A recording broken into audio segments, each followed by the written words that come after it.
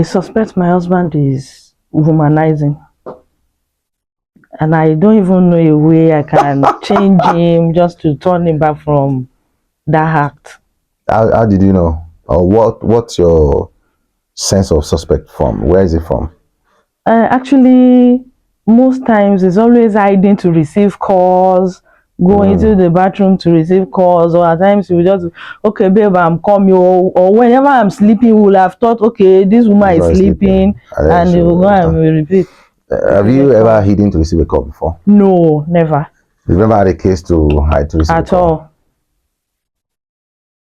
So is it like you want to know if he's doing it, or you want to? I know he's doing it because I once checked his phone. I saw some messages on his. But I thought we spoke that why should stop checking the husband's phone. Yeah, it was when I saw him receiving all these. Okay, so now that you know, what's up with that? Yeah, I just want to know how to change him from that. My first point of call is stop checking his phone. Right. I've said this over and over. The sin of adultery from a man or whatever is a sin to God, not to us. But I'm his wife. I understand. Just be patient so that you would understand these things. If you cannot see the situation he's in now and see it as if he needs help, you won't be able to help him. And the pain, you are going to be the one to bear the pain. Because for him, he's doing rubbish and he's still doing it.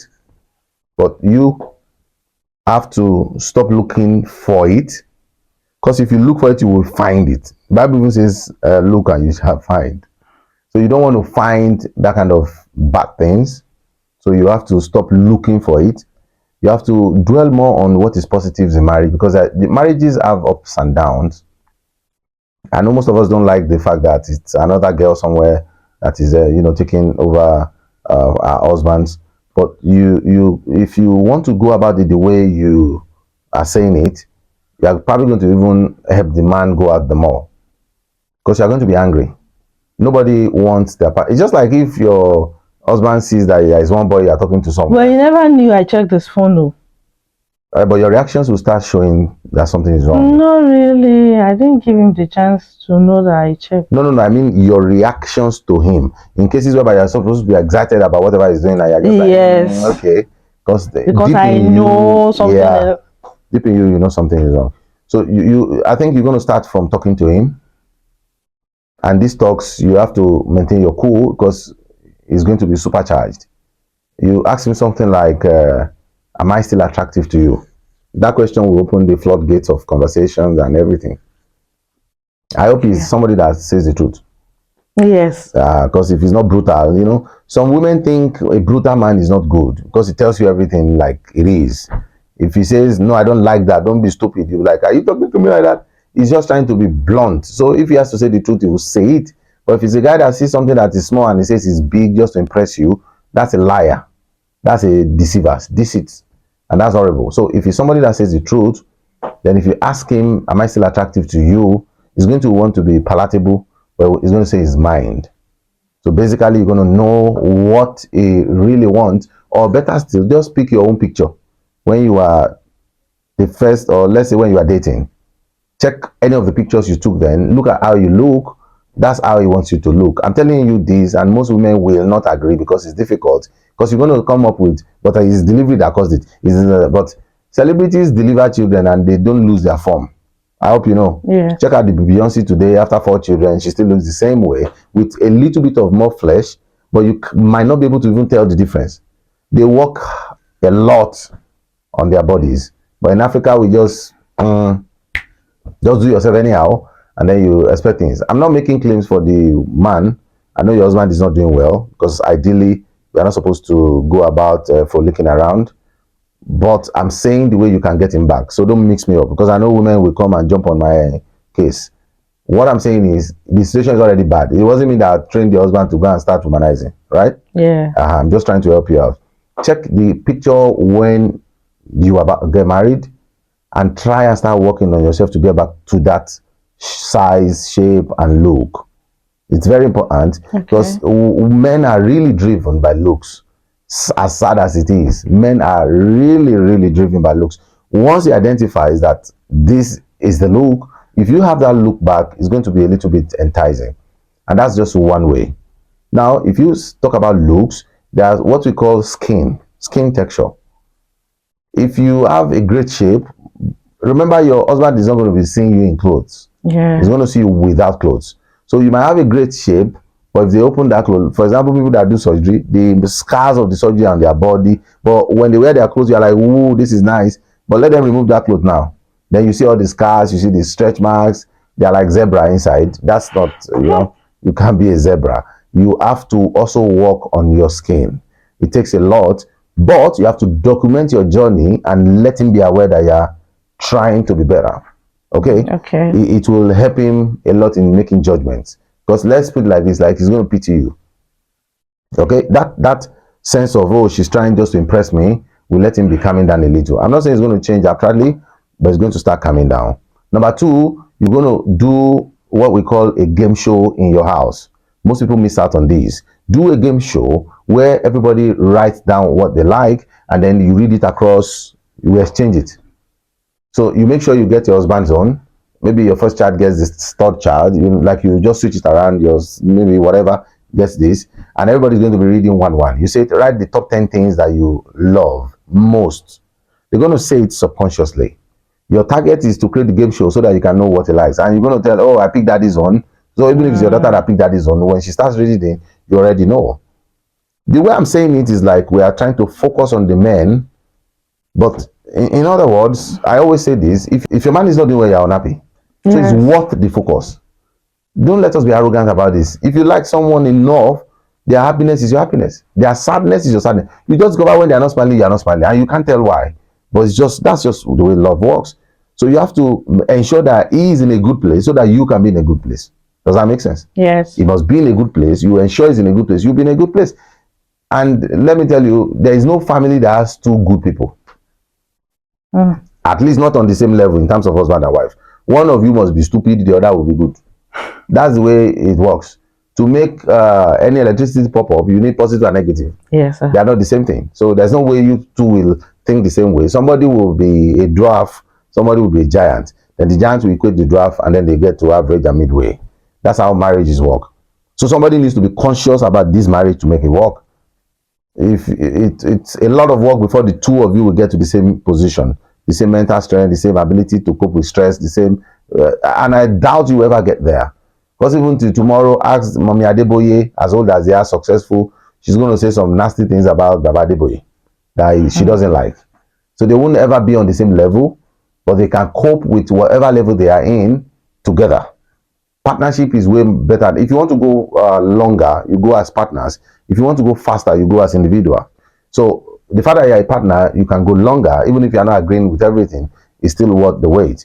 So put in the work to help him to come back. So once the game starts, and then you say, okay, what are the things that you like?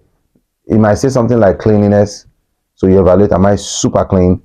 And let me tell you, everything I'm telling you, even the ones you have to improve it by another 10 or 20%. So if you know you are clean, yes, you are clean, but improve that cleanliness by another 20%. I don't know what it is. Iron your handkerchief, iron your underwears, whatever it is, add more finesse. Sometimes you can use your makeup to sleep. Just add some other layers to whatever you call cleanliness, if that's what he says he wants. Don't forget, you are also going to write what you want. Yeah. And somebody is going to read it to him. So in the subconscious, it might even be the one that picked that is reading yours. So in the subconscious, he's already seeing what you like. Don't make what you like material, make it immaterial. It's not like I like shoes, I like a bag, all this rubbish. Money can buy that one, it won't trigger his own emotion. You have to like something that has to do with emotion. For example, emotional trigger, like he could say something like, I just like to hug my husband. Like every time I'm not hugging him, I feel like empty. He's going to be like, are you kidding? Like, you like to hug me, And then you see subconsciously, if you're not going towards to hug him, he will be more available because he now knows that's what you like. But most women are materialistic. They're going to say, I like gold, I like Brazilian hair.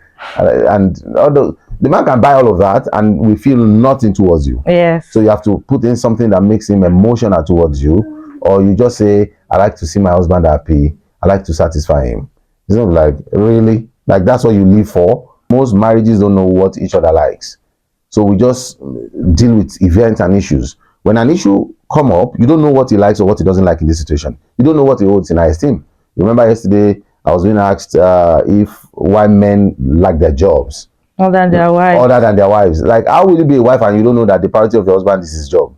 What are you saying? You say, no, no, no, I'm the table. No, no, no, no. You are not the table. You are not anything. If you are the table, the essence of being a table is to provide what? Succor, support, help. And so don't be the table and be a pensioner in your own marriage. How are you a pensioner in your marriage? You are a retiree.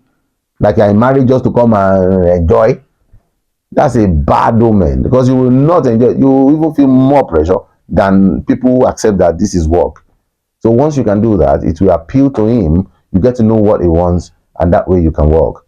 And guess what? You should also hold valuable conversations. I feel most women are too emotional.